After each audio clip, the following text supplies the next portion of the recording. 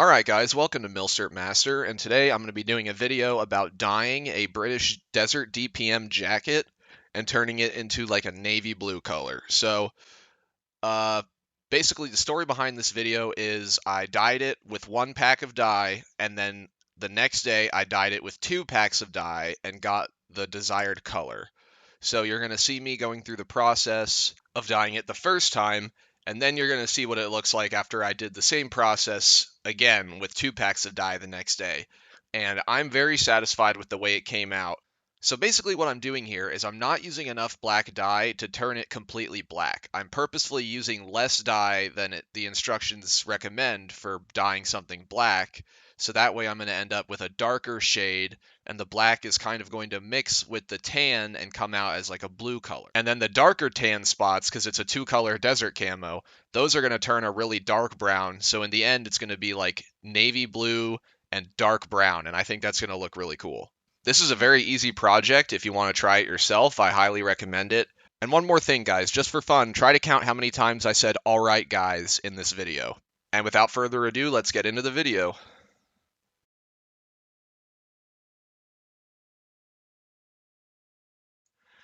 Alright guys, so before we get into the video here, the dye that we're going to be using today is Dylon Black Permanent Fabric Dye. It's the velvet black color, and you can get this at fabric stores, possibly even just like Walmart. I got it for like $3 a pack, so all in all, this cost me like $9. And we're just going to be going off of the instructions on the back of the dye. So this dye is a fiber reactive dye, which means that when you're dyeing, a chemical reaction takes place which binds the dye permanently to the fabric, so it won't wash out or anything. It's as if it came from the factory like that. Step 1 is wash the fabric thoroughly and leave damp. So I already put this through the washing machine and it's still wet, so we're going to go ahead and get started. Alright guys, so the second step is fairly straightforward. It says using rubber gloves, dissolve dye in 4 cups warm water, stirring thoroughly. So all I'm going to do is dump this. This is 4 cups of warm water, which I measured out, and I'm going to dump it in here and stir it with rubber gloves. I'm not going to film this part because I'm going to be wearing rubber gloves and it's going to be tough to film that. So I'll be back. Alright guys, step 3 is fill your bowl with enough warm water for fabric to move freely. I got water in there, which is warm. Step 4 is stir in 4 tablespoons of salt, add dye, and stir well. So I've got my salt right here, and I've got my dye right there, and I'll be right back. Alright guys, got the dye, giving it one last little stir, and I'm going to add it in.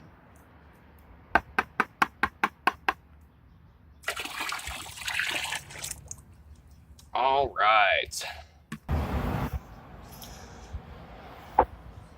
Now I've got my stir stick. I don't know how well this is actually going to work, but we'll see.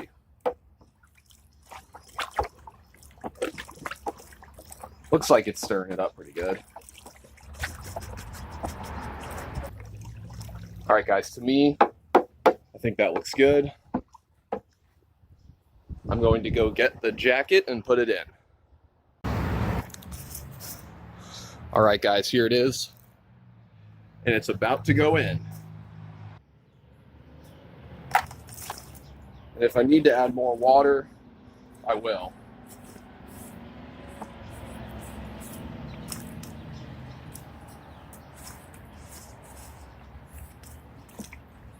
It looks like I might need to. There's a bunch of air bubbles in it right now, and I got to get those air bubbles out. Trying to not cut or scratch this at all. It does look like it's turning blue.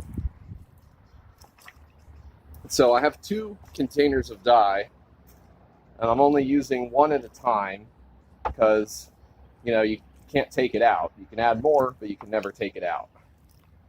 Now I'm going to do some stirring. Stir, and move that around. And so, yeah, so it looks like I need more water, guys. I will be right back. I'm going to go get more water.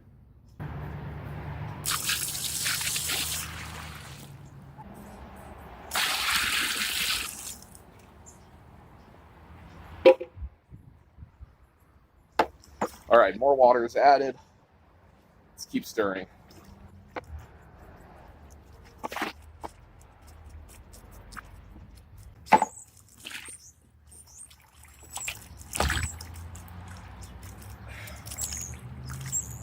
It wants to float. You gotta push it down in there a little bit. I'm actually really liking how it looks right now. All right, guys, it's been about 15 minutes. Now it says stir regularly for 45 minutes. All right, so that's what I'm gonna do. All right, guys, the 45 minutes is almost up, and you can see the color it turned here. So this is darker than it's gonna be when it dries, I'm assuming. But I'm really liking it so far. All right, guys. So the final step, step 7, says rinse fabric in cold water, wash in warm water, and dry away from direct heat and sunlight. So first, I'm rinsing it with cold water.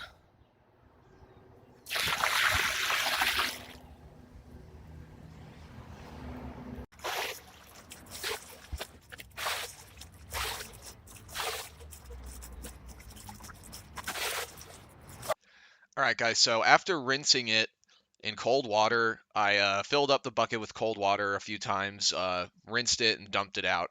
And then I took it to the laundromat to wash it. So basically, you want to wash it by itself. Don't put anything else in there just in case like there's some extra dye that will come off and get on your other clothes. And after that, I just let it air dry, and that's it.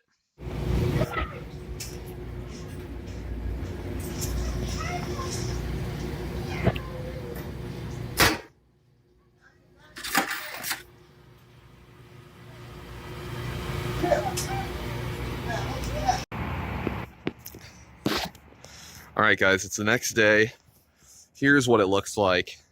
So you can see here compared to one that's not dyed, the color difference. You know, even though these are two slightly different fabrics, the colors were the same enough to make a comparison. So it's not much darker. I'm gonna go ahead and dye it with 2 more packs of dye today. I would just do one at a time, but I mean, this does take like 2 hours, so I don't really want to waste all my time. So I'm gonna go ahead and dye it with 2 dyes, 2 packs of dye.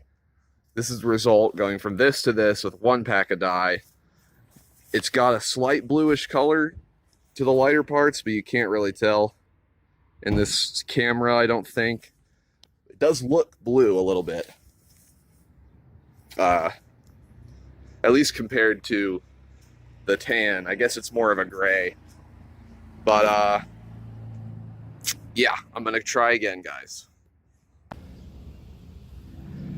All right, guys, here you can see an undyed jacket and the finished product. So I'm gonna go through real quick and show you guys what's going on here.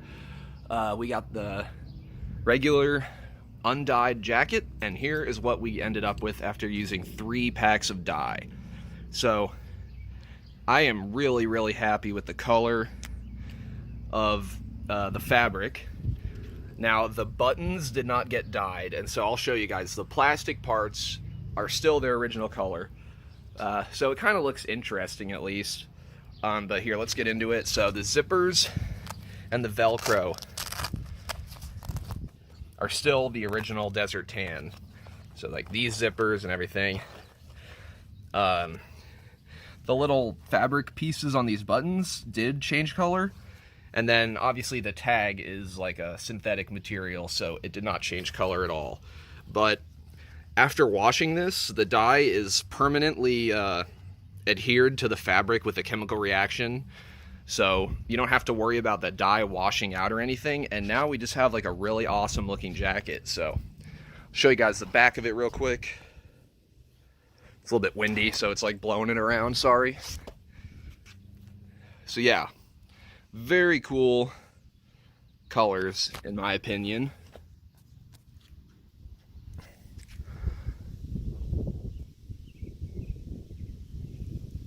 And then I'll show you the inside.